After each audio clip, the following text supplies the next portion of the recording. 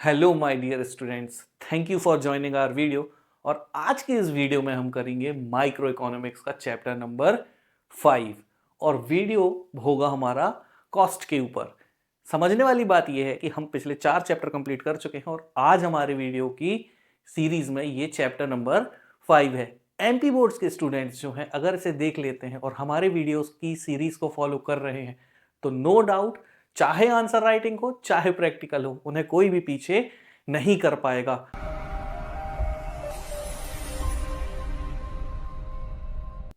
पिछले वीडियोस में demand, producer, consumers इन्हें समझ लेने के बाद आज हम समझेंगे कॉस्ट को।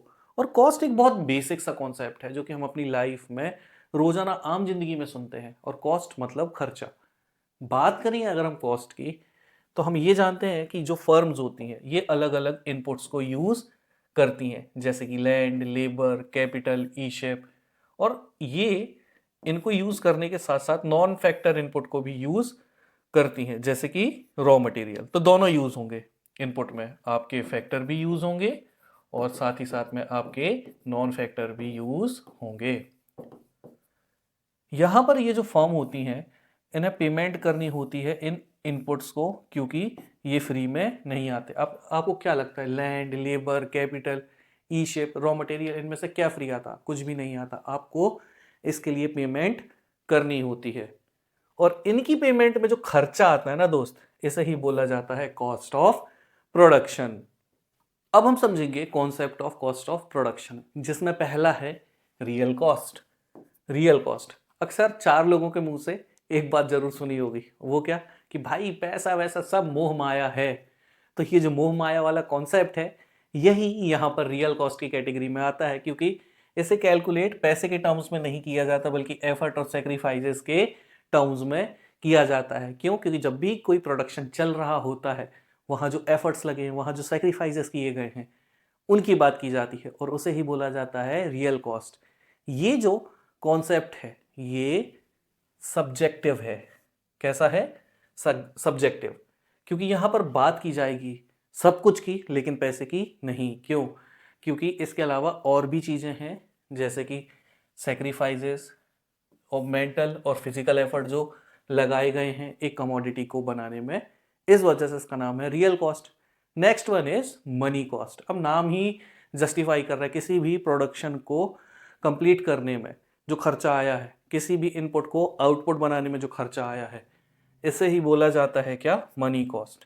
फिर आता है social cost. Now social cost क्या है? देखिए, प्रोड्यूसर्स जो हैं, एग्जांपल लेते हैं, दिल्ली में यमुना है, वहां पर चाहे रियल कॉस्ट कुछ भी हो चाहे मनी कॉस्ट कुछ भी हो, बट दोस्त सोशल कॉस्ट बहुत ज़्यादा है। क्यों? क्योंकि यमुना जो है एकदम विशैली नदी नहीं, विशैले नाले से भी वर्स्ट कंडीशन में है, जिसे चेंज करना बहुत ज़्यादा ज़रूरी है। तो वहाँ पर प्रोडक्शन का कॉस्ट जो पैसे का था, जो रियल कॉस्ट था, उसके अलावा सोसाइटी ने बहुत कुछ सेक्रीफाइस किया है। वो लोग जो उस नदी के किनारे रहते हैं उन्हें कितनी समस्याएं होती होंगी, और ऐसे ही सारे सेक्रीफाइसेस जो सोसाइटी को करने पड़ रहे हैं, किस वजह से? प्रोडक्शन प्रोसेस की वजह से। इसे बोला जाता है सोशल कॉस्ट।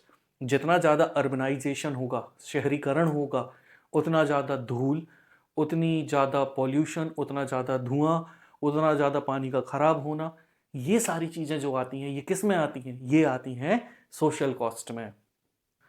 अब हम बढ़ेंगे आगे और समझेंगे इम्प्लिसिट और एक्सप्लिसिट कॉस्ट को। तो एक्सप्लिसिट और इम्प्लिसिट कॉस्ट में जो एक्सप्लिसिट कॉस्ट होता है, जो रोजाना आप अपनी जिंदगी में खर्च कर रहे होते हैं, पेमेंट कर रहे होते हैं, ये सारे एक्सप्लिसिट कॉस्ट की कैटेगरी में आते हैं। जैसे कि रॉ मटेरियल खरीदना, लेबरर्स को पेमेंट देना, रेंट देना, ये सारी चीज़ें जब आप कर रहे होते हैं तो ये होता है एक्सप्लिसिट कॉस्ट।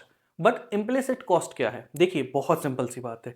एक बिजनेसमैन, और ये रियलिटी में एग्जिस्ट करता है, बड़े बड़े बिजनेसमैन करते हैं इसे, अगर बिजनेसमैन खुद को सैलरी देने लगे, अपनी जगह का रेंट खुद को देने लगे, तो ऐसे कॉस्ट क्या कहलाते हैं? Implicit cost. थोड़ा अजीब लगा सुन के? चलिए एक एग्जांपल देता हूं। मान लेते कि राजू जो है उसके पास एक बहुत बड़ा एरिया है शहर के बीचों बीच, जिसे वो एक बैंक को रेंट पे दे सकता है, और वो बैंक राजू को 1 लाख रुपए प्रति महीना देने के लिए तैयार है। बट राजू ने ये सोचा कि यार मैं खुद का व्यवसाय करूंगा। अब राजू ने जब अपना बिजनेस शुरू किया तो at the end of the month उसके हाथ में थे 2 लाख रुपीज। अब आप खुद सोचो कि क्या उसने 2 लाख रुपए कमाए।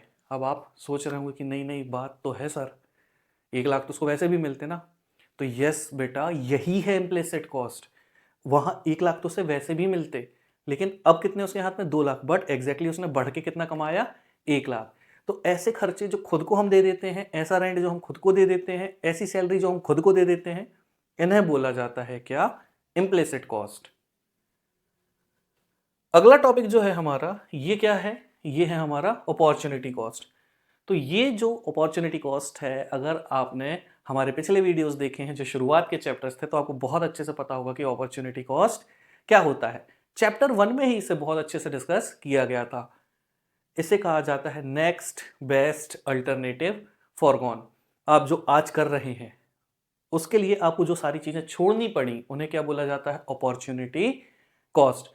एक किसान गेहूं और चावल लगा सकता था, उसने चावल लगाए तो गेहूं अपॉर्चुनिटी कॉस्ट है। उसने गेहूं लगाए, चावल छोड़ दिए, तो चावल अपॉर्चुनिटी कॉस्ट है। So moving on to the next topic, अब हम बात करेंगे किन की, शॉर्ट रन कॉस्ट की। शॉर्ट रन कॉस्ट, देखिए हम जो माइक्रो इकोनॉमिक्स पढ़ रहे होते हैं उसमें जो मैक्सिमम कॉन्सेप्ट होते हैं वो शॉर्ट रन कॉस्ट पर ही होते हैं। और यहाँ पर हमें दो तरीके के कॉस्ट देखने के लिए मिलेंगे। पहला जो टाइप ऑफ कॉस्ट है वो है फिक्स्ड कॉस्ट, और जो नेक्स्ट है वो है वेरिएबल कॉस्ट। अगेन शुरू करने से पहले एक एग्जांपल, सारे के सारे कॉन्सेप्ट क्लियर। इमेजिन कीजिए कि आप एक बिजनेसमैन हैं और आपका बिजनेस किसका है, मेडिसिन का। आप मेडिसिन बना के बेचते हैं। अब ऐसी सिचुएशंस में अगर आप कॉस्ट देखोगे तो आपको दो तरीके के कॉस्ट देखने के लिए मिल जाएंगे, जिसमें पहला है फिक्स्ड कॉस्ट। फिक्स्ड कॉस्ट कैसे, देखिए आपकी चाहे दवाइयां चल रही हो या नहीं चल रही हो, आप प्रोडक्शन कर रहे हो या नहीं, स्टाफ को आप क्या सैलरी नहीं देंगे, देंगे। आप जिन प्रेमाइसेस में काम कर रहे हैं, जिस लैंड में काम कर रहे हैं, क्या उसका रेंट नहीं देंगे, देंगे। तो ऐसे जो खर्चे होते हैं, जो प्रोडक्शन हो या ना हो फिर भी देना पड़े, ऐसे कॉस्ट कहलाते हैं fixed cost. On the other hand कुछ कॉस्ट ऐसे होते हैं जो सिर्फ प्रोडक्शन बढ़ने के साथ बढ़ जाते हैं, प्रोडक्शन घटने के साथ घट जाते हैं। ऐसे खर्चे जो हैं ये कहलाते हैं वेरिएबल कॉस्ट। एग्जाम्पल के लिए, जब आपने प्रोडक्शन रोक दिया तो आपको रॉ मटेरियल की ज़रूरत नहीं पड़ेगी, आपको लेबर की ज़रूरत नहीं पड़ेगी। लेकिन जैसे जैसे आप प्रोडक्शन बढ़ाएंगे वैसे वैसे रॉ मटेरियल की रिक्वायरमेंट बढ़ेगी, वैसे वैसे लेबर की रिक्वायरमेंट बढ़ेगी। और ऐसी सिचुएशंस में ये जो फैक्टर कहलाते हैं ये वेरिएबल फैक्टर कहलाते हैं। तो यहां पर पहला है फिक्स्ड कॉस्ट, दूसरा है वेरिएबल कॉस्ट। अब जो ये फिक्स्ड कॉस्ट है इसको जब हम सारे खर्चे जोड़ देने के बाद बनाते हैं तो यही बन जाता है टोटल फिक्स्ड कॉस्ट। ऐसे कॉस्ट जो आउटपुट के लेवल से इंडिपेंडेंट है, उनका आउटपुट से कोई लेना देना नहीं है, चाहे प्रोडक्शन हो या ना हो तब भी खर्चे तो होंगे, और ऐसे खर्चे ही कहलाते हैं फिक्स्ड कॉस्ट। एग्जाम्पल के लिए रेंट, अगर आपने लोन लिया है तो उस पर इंटरेस्ट, आपका जो परमानेंट स्टाफ है उनकी सैलरी, इंश्योरेंस प्रीमियम, ये सारे एग्जाम्पल जो होते हैं ये टोटल फिक्स्ड कॉस्ट के होते हैं। आउटपुट से इनका कोई भी लेना देना नहीं होता, इट विल रिमेन सेम। आपका आउटपुट चाहे 0 यूनिट हो तो भी वही होगा, आपका आउटपुट चाहे 100 यूनिट हो तो भी खर्चा उतना ही होगा। नेक्स्ट है टोटल वेरिएबल कॉस्ट। जैसा कि मैंने आपको बताया था, आउटपुट बढ़ेगा तो ये कॉस्ट बढ़ेगा। एग्जाम्पल, रॉ मटेरियल की पेमेंट, पावर, फ्यूल, जो लेबर है उनके वेजेस, ये सभी इसी में आते हैं। ये इंडिपेंडेंट नहीं होते, ये लेवल ऑफ आउटपुट के साथ बढ़ते जाते हैं। जितना ज़्यादा आउटपुट बढ़ेगा उतना ज़्यादा इसका कॉस्ट बढ़ता जाएगा। अब यहां पर 2 से 3 चीजें हैं। यहां पर हम पहली बात तो पढ़ेंगे शेड्यूल को, और इसकी स्टडी करने के बाद आपको पता चलेगा कि ये जिन्हें आप देख के बहुत ज़्यादा घबरा जाते हैं, एक्चुअली ये बहुत ज़्यादा ईजी है। मैं आपको सजेस्ट करूंगा कि आप चैप्टर 2 और चैप्टर 3 जरूर देखें, क्योंकि अगर आपने वो 2 वीडियो देख ली है, चैप्टर 2 का और 3 का, आपको माइक्रो इकोनॉमिक्स फिंगर टिप्स में समझ में आएगी, आपके बेसिक्स बहुत ज़्यादा क्लियर होंगे। और इन केस आप अगर वो वीडियो देखते हुए आ रहे हो तो मुबारक हो, आपको ये इजीली समझ में आएगा। सो मूविंग ऑन, यहाँ पर हम अब बात करेंगे टोटल फिक्स्ड कॉस्ट की। देखिए, यू नो दैट कि मैंने आपको क्या बोला कि आपकी जो फैक्ट्री है मेडिसिन की, उसमें आप चाहे प्रोडक्शन करें या ना करें, खर्चे तो आएंगे, है ना। तो से बोलते हैं फिक्स्ड कॉस्ट। मान लेते हैं वो जो खर्चा है फिक्स्ड कॉस्ट का वो है 12 यूनिट। तो अब आपका चाहे प्रोडक्शन 0 हो तो भी 12 यूनिट का खर्चा, 1 हो तो भी उतना, 2 हो तो भी उतना, 3 हो तो भी उतना, 4 हो तो भी उतना और 5 हो तो भी उतना ही खर्चा रहेगा। अब इसे अगर हम इसका कर्व बनाएं, ग्राफिकल रिप्रेजेंटेशन करें तो क्या होगा, ये हमने रख दिया y और ये हमने रख दिया x, यहां पर हमने फिक्स्ड कॉस्ट रख दिया। तो हमारा कॉस्ट कितना है 12। अब 1 यूनिट थी तो भी 12, 2 यूनिट थी तो भी 12, 3 थी तो भी 12, 4 थी तो भी 12 और 5 थी तो भी 12। तो यहां पर आप देखोगे कि यहां पर आपको एक हॉरिजॉन्टल स्ट्रेट लाइन देखने मिलेगी। इसीलिए कहा जाता है जो फिक्स्ड कॉस्ट कर्व है उसमें हमेशा एक हॉरिजॉन्टल लाइन आपको देखने के लिए मिल जाएगी। Now we are going to talk about the total variable cost या फिर टीवीसी। एग्जामिनेशंस में कई बार पूरा ना लिख के ये टीवीसी टीएफसी लिख देते हैं, तो you have to remember the names, right. So moving on, अब हम बात करेंगे वेरिएबल कॉस्ट की। एंड यू नो दैट कि जितना आउटपुट बढ़ेगा वेरिएबल कॉस्ट उतना बढ़ेगा। आउटपुट 0 तो टीवीसी 0, आउटपुट बढ़ा तो 6 यूनिट का खर्चा, और एक और बढ़ा, दो आउटपुट हुए तो 10 यूनिट का खर्चा, 3 हुए तो 15 यूनिट का खर्चा, 4 हुए तो 24 यूनिट का खर्चा और 5 हुए तो 35 यूनिट का खर्चा। बट इनके बीच की अगर हम मार्जिनल कॉस्ट देखें तो देखो कितनी है। इनके बीच की मार्जिनल कॉस्ट, इसके बीच की 6, इसके बीच की 5, इसके बीच की भी 5 है। फिर यहाँ देखो कितना बड़ा राइज हुआ है 9 यूनिट का, यहाँ पर कितना हुआ है 11 यूनिट का। तो अब आप एक पॉइंट ये समझे होंगे, यहाँ पर ये टॉपिक आगे चल के आने वाला है तो अभी से समझ लो तो ज़्यादा अच्छा है।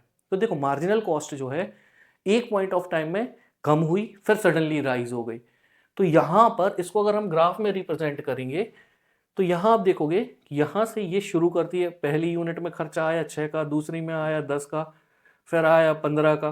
तो यहाँ पर ये जो कर्व बन रहा है ये कर्व कैसा है, इनवर्सली एस शेप्ड। बहुत इंपॉर्टेंट है, you have to remember that कि ये जो कर्व है ये कैसा होता है, इनवर्सली एस शेप्ड होता है। इन कर्व्स को समझ लेने के बाद अब हम बढ़ते हैं आगे। टोटल कॉस्ट, क्योंकि फैक्ट्री आपकी है, इमेजिनरी ही सही, लेकिन मैं अगर आपसे पूछूं कि आपका कुल खर्चा कितना होता है तो आप क्या बोलोगे, हाँ ठीक है, लैंड का रेंट देना पड़ता है, सैलरीज देनी पड़ती हैं, रॉ मटेरियल मंगाना पड़ता है, लेबरर्स को पैसा देना पड़ता है। बात सही है। यहाँ पर क्या हुआ है, आपने दोनों कॉस्ट जोड़े ना, फिक्स्ड कॉस्ट भी जोड़े, वेरिएबल कॉस्ट भी जोड़े, तब जाके क्या बना, टोटल कॉस्ट। और सेम कॉस्ट यहीं पर है।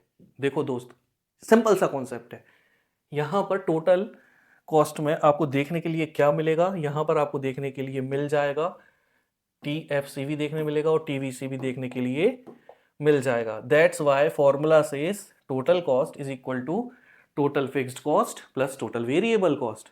और यहाँ पर इसकी स्टडी हम इस शेड्यूल से करेंगे। TFC सेम रहेगा, चाहे यूनिट 0 हो चाहे 5 हो, it will be same. TVC unit बढ़ने के साथ साथ बढ़ता जाता है। तो टोटल कॉस्ट क्या होगी, अब इसको और इसको जोड़ दो तो जो भी निकल के आएगा वही क्या है, टोटल कॉस्ट। 12 6 18, 12 10 22, 12 15 27, 12 24 36, 12 35 47। तो यहां पर आपको ये जो देखने मिला यही था टोटल कॉस्ट। अब सिंपली ये जो 3 कर्व हमने बनाए इसे अगर हम एक ग्राफ में प्लॉट कर दें तो कैसा बनेगा, ऐसा बनेगा। बेसिक अंडरस्टैंडिंग से समझेंगे, ठीक है। तो यहां पर आपने देखा था कि TFC कैसी है, ये एक सीधी लाइन होती है, और आपको ये पता था कि TVC जो है ये यहां से ऐसा शुरू होगा। अब जब this plus this is equal to this होता है तो ये तो सबसे ऊपर ही रहेगी ना भाई, सबसे ऊपर कौन रहेगा, टोटल कॉस्ट रहेगा। तो हमने टोटल कॉस्ट का कर्व बनाया तो ये कहां से शुरू हुआ, 12 से, क्योंकि टोटल कॉस्ट शुरू कहां से हुआ, 12 से, है ना। वेरिएबल कॉस्ट भले 0 था लेकिन फिक्स्ड कॉस्ट तो था ना, इसी वजह से ये यहां से शुरू हुआ और कुछ इस तरीके से इस शेप में ये बढ़ जाता है। बट ऑब्जर्वेशंस क्या मिली, ऑब्जर्वेशंस अगर ये समझ में आया तो बहुत सिंपल सी ऑब्जर्वेशंस हैं। क्या है, पहली ये कि जो टी है, TC है, दैट इज टोटल कॉस्ट है, ये इनवर्सली शेप्ड है। जैसे यहां पर अगर आप देखोगे कि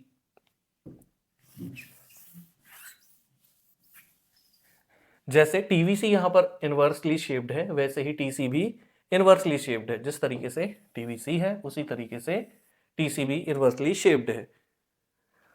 अब जो टोटल कॉस्ट है, इसको इसका ये शेप कहां से मिला? तो भाई इसको टोटल वेरिएबल कॉस्ट से अपना शेप मिला, हाँ या नहीं? जैसा टीवीसी है वैसा ही टीसी है। अगर हम जीरो लेवल पे चले, कहां पर?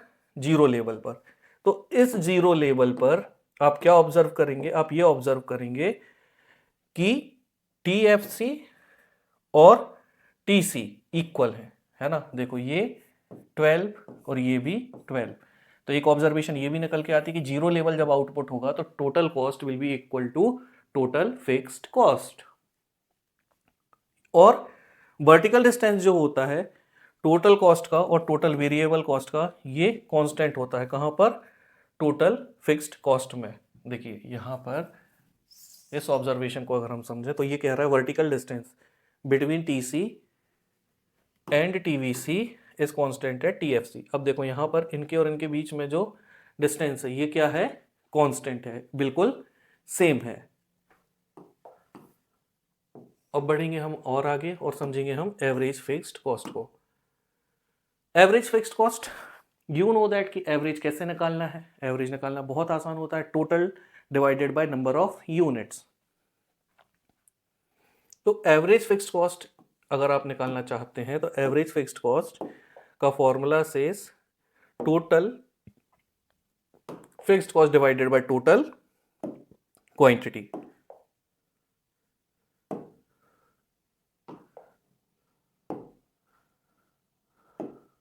ओके, तो यहां पर average fixed cost is equal to total fixed cost divided by total quantity. जैसे आउटपुट 0 था, टोटल फिक्स्ड कॉस्ट कितनी थी? 12। तो any number divided by 0 gives us infinity. तो जब आउटपुट 0 है तो एवरेज फिक्स्ड कॉस्ट कितना है? इन्फिनिटी। जब आउटपुट 1 हो गई तो डिवाइड करेंगे हम 12 को, तो आंसर आ जाएगा 12। फिर आउटपुट हो गई 2, तो 12 डिवाइडेड बाय 2 आंसर है 6। जब आउटपुट 3 हो गई तो 12 डिवाइडेड बाय 3 आंसर इज 4। फिर 12 को डिवाइड करेंगे 4 से तो मिलेगा 3, और 12 को डिवाइड करेंगे 5 से तो मिलेगा 2.4। इसी को अगर हम ग्राफिकली रिप्रेजेंट करें तो यहां पर हमने रख दिया एवरेज फिक्स्ड कॉस्ट को और शुरू किया कहां से? यूनिट 1 से। तो फर्स्ट यूनिट में कितना खर्चा था? 12, ठीक है। सेकंड यूनिट में खर्चा कितना था? 6। फिर कितना हुआ थर्ड में? 4। फिर कितना हुआ फोर्थ में? फोर्थ में हुआ 3। फिर फिफ्थ में कितना हुआ? 2.4। फिर आपने क्या करा? इन सबको कंबाइन कर दिया, तो ये क्या बन गया? एवरेज फिक्स्ड कॉस्ट कर्व बन जाता है। नाउ ऑब्जर्वेशन क्या है? ऑब्जर्वेशन ये है कि एवरेज फिक्स्ड कॉस्ट जो है ये गिरती जाएगी। जितना ज्यादा आउटपुट बढ़ेगा उतना ज्यादा एवरेज फिक्स्ड कॉस्ट नीचे जाता जाएगा। आप खुद सोचो, बिजनेस वाला सेम एग्जांपल, आपको फायदा कब है? जब आउटपुट 0 हो या आउटपुट 500 हो या 1000 हो। आप बोलोगे सर जितना ज्यादा उतना अच्छा। सेम बात, एवरेज फिक्स्ड कॉस्ट जितनी नीचे जाएगी इसका मतलब ये है कि आपका जो आउटपुट है वो बढ़ रहा है। इन शॉर्ट, आउटपुट का बढ़ना, एएफसी का नीचे जाते जाना। बट एएफसी कभी 0 नहीं हो सकती। क्यों? क्योंकि बिल्कुल थोड़ा सा भी खर्चा होगा लेकिन खर्चा तो होगा, इसी वजह से ये कभी भी इसको टच नहीं कर सकती। ऑब्जर्वेशन क्या है? एवरेज फिक्स्ड कॉस्ट कर्व जो है ये डाउनवर्ड स्लोपिंग है और ये नीचे जाता जाएगा जैसे जैसे आउटपुट बढ़ेंगे। और यहां पर आपको देखने मिलेगा ये वाला शेप जिसे बोला जाता है रेक्टेंगुलर हाइपरबोला, क्योंकि ये सेम दिखाई देता है दोनों तरफ से। इसके बाद हम बात करेंगे एवरेज वेरिएबल कॉस्ट की। नाउ एवरेज वेरिएबल कॉस्ट, वही आप variable cost low, total variable cost, उसको नंबर ऑफ यूनिट से डिवाइड कर दो तो आपको क्या मिलेगा? Average variable cost. शेड्यूल से समझेंगे। नाउ यहां आप देख सकते हैं आउटपुट 0 तो खर्चा 0, तो एवरेज वेरिएबल कॉस्ट कुछ भी नहीं। आपने एक यूनिट बनाई तो एवरेज वेरिएबल कॉस्ट कितना आएगा? 6 डिवाइडेड बाय 1 इक्वल टू 6। आपने 2 यूनिट बनाई तो टोटल वेरिएबल कॉस्ट कितना आया? 10। 10 डिवाइडेड बाय 2 विल बी 5। 3 बनाने पे आया 15, तो एवरेज वेरिएबल कॉस्ट आया 5। अब आप ऑब्जर्व करोगे कि देखो पहले बढ़ा, फिर घटा, फिर घटा, फिर इसके बाद फिर बढ़ना शुरू हुआ। तो एक पॉइंट ऑफ टाइम में ये क्या रहता है, सेम रहता है। 24 divided by 4 will be 6, 35 divided by 5 will be 7। इसको हम ग्राफिकली अगर रिप्रेजेंट करें तो इसका ग्राफ कैसा बनेगा, यहां पर हमने कॉस्ट रख दिए, पहले यूनिट में खर्चा 6 का, फिर 5 का, फिर 5 का, फिर 6 का, फिर 7 का। तो यहां शेप कैसा बना, शेप बना कुछ इस तरीके से, और ये जो कर्व बना इसे ही बोला गया एवरेज वेरिएबल कॉस्ट कर्व। इसकी ऑब्जर्वेशन क्या है, ये यू शेप्ड है, पहली बात इंपॉर्टेंट है, ये कैसा है, यू शेप्ड है, जो कि इनिशियली क्या करेगा, गिरेगा, है ना, फिर कांस्टेंट रहेगा, फिर बढ़ेगा, पहले गिरेगा, फिर कांस्टेंट रहेगा, फिर बढ़ेगा। सो ये हो गया एवरेज वेरिएबल कॉस्ट हमारा।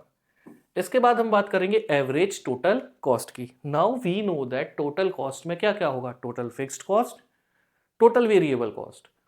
तो अब हम निकालेंगे एवरेज टोटल कॉस्ट, और एवरेज टोटल कॉस्ट निकालने के लिए ये जरूरी हो जाता है कि हमें ये बात समझ में आए कि फॉर्मूला क्या कहता है, total cost divided by quantity, total divided by units.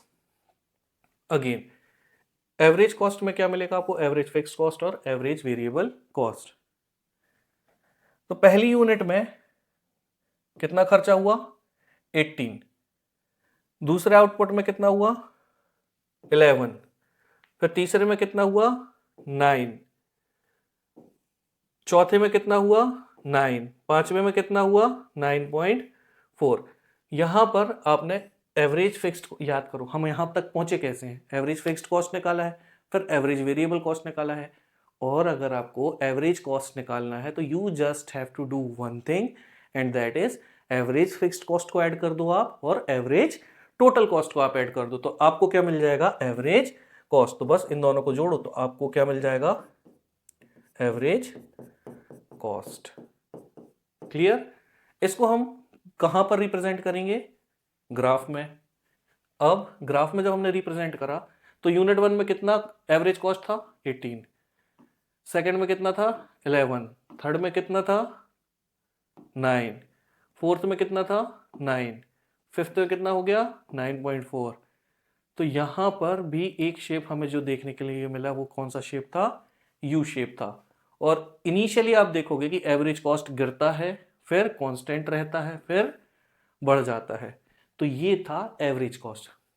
मैं एक सजेशन आपको देना चाहूंगा कि जितने बार भी मैं आपको शेड्यूल समझाता हूं तो शेड्यूल के साथ में आप ये ग्राफ जो है ये हमेशा बनाएं।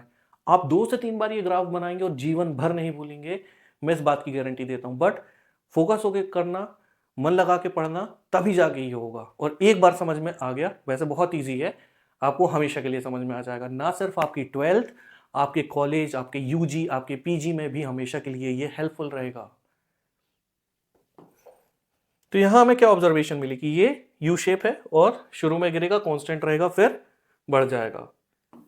एंड अब हम आ चुके हैं हमारे लास्ट पॉइंट में, एंड हमारा जो लास्ट पॉइंट है ये है मार्जिनल कॉस्ट का। और ये याद करिए, जब हम पीछे पढ़ रहे थे तो मैंने आपको डिफरेंसेस निकाल के बताए थे। तो सिंपल सी बात है, करेंट यूनिट माइनस पिछली unit will give you marginal cost. और अगेन अगर आपको ये क्लैरिटी से समझ नहीं आता तो आई विल रिकमेंड कि आप चैप्टर 2, चैप्टर 3 जरूर देखें, क्योंकि उससे आपके बेसिक्स बहुत ज़्यादा क्लियर हो जाएंगे। सो मार्जिनल कॉस्ट की बात करें तो ये होती है एडिशन टोटल कॉस्ट में, जब एक नई यूनिट डाल दी जाती है। क्लैरिटी के लिए एग्जांपल देख लेते हैं कि 2 यूनिट में खर्चा हो रहा था 200, 3 यूनिट में खर्चा हुआ 240, तो मार्जिनल कॉस्ट कितनी है, 240 माइनस 200, मतलब करेंट यूनिट माइनस पिछली यूनिट, तो TCN, मतलब इसमें केस में कौन सी यूनिट थी, second unit, sorry third unit, और यहां पर TCN माइनस 1, 3 माइनस 1 क्या होता है 2, तो सेकेंड यूनिट। अब यह रिलेशनशिप हम देखेंगे between average cost and marginal cost. चलिए इसका ऑब्जर्वेशन हम समझते हैं। तो टोटल कॉस्ट जब 12 थी तब एवरेज कॉस्ट और मार्जिनल कॉस्ट दोनों नील थे। फिर आगे चल के एवरेज कॉस्ट हमें कितनी मिली थी, 18, लेकिन मार्जिनल कॉस्ट कितनी मिली, 6, क्योंकि इन दोनों के बीच का क्या डिफरेंस है, 18 माइनस 12 विल बी 6, तो यहां आ गया 6। फिर इसके बाद एवरेज कॉस्ट सेकेंड यूनिट में कितनी निकली, 22 डिवाइडेड बाई 2 विल बी 11, और मार्जिनल कॉस्ट क्या है इन दोनों के बीच का डिफरेंस, तो वो कितना है 4। फिर इन दोनों के बीच का डिफरेंस कितना है 5, तो मार्जिनल कॉस्ट कितनी आ गई 5, और 27 divided by 9, 27 divided by 3 will be 9। फिर यहां से 36 divided by 4, average cost is 9, और इन दोनों के बीच का डिफरेंस इज 9। फिर यहाँ पर इसी तरीके से 47 को डिवाइड करोगे 5 से तो एवरेज आ जाएगा 9.4। 36 और 47 के बीच का जो डिफरेंस आप निकालोगे तो वहां पर आपको डिफरेंस देखने मिल जाएगा 11 का। बट ऑब्जर्वेशंस क्या है, ऑब्जर्वेशंस ये हैं कि फेस 1 था, और फेस 1 में क्या देखने आपको मिला कि जो मार्जिनल कॉस्ट थी वो मार्जिनल कॉस्ट ज्यादा थी किससे, एवरेज कॉस्ट से। यहाँ कौन बड़ा, एवरेज कॉस्ट बड़ा, मार्जिनल कॉस्ट छोटा, एवरेज बड़ा मार्जिन छोटा, एवरेज बड़ा मार्जिन छोटा।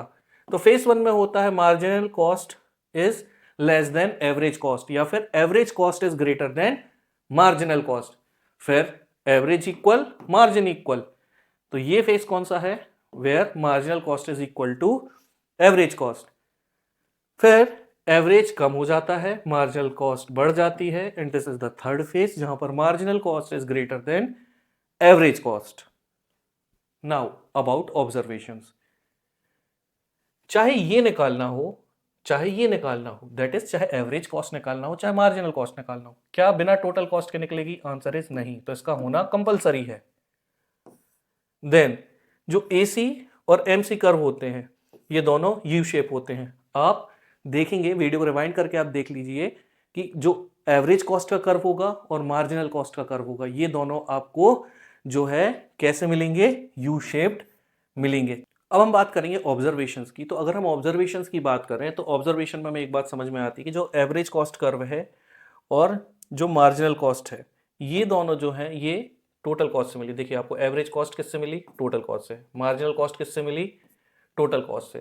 तो एवरेज कॉस्ट और मार्जिनल कॉस्ट बिना टोटल कॉस्ट के नहीं आ सकती। और दूसरा ऑब्जर्वेशन हमारा ये कहता है कि दोनों, चाहे एवरेज कॉस्ट हो चाहे मार्जिनल कॉस्ट हो, इनका जो शेप होता है वो कैसा होता है, यू शेप। अभी हम जब वीडियो पढ़ते हुए आ रहे थे तो हमने देखा था कि इनका जो शेप होता है वो कैसा होता है, यू शेप में होता है। यस, सो अब हम आ चुके हैं हमारे चैप्टर के लास्ट पॉइंट में, और ये खत्म होता है यहाँ पर हमारा चैप्टर। तो दिस इज इट गाइस, हमारा ये चैप्टर हो चुका है खत्म। मिलूंगा मैं आपसे अगले वीडियो में, तब तक के लिए पढ़ते रहिए, खुश रहिए, और हाँ प्लीज़ वीडियो को लाइक कीजिए, चैनल को सब्सक्राइब कीजिए, वीडियो ज़्यादा से ज़्यादा शेयर कीजिए आपके दोस्तों के साथ ताकि ज़्यादा से ज़्यादा मार्क्स वो स्कोर कर सके। This is Manav signing off. जय हिंद।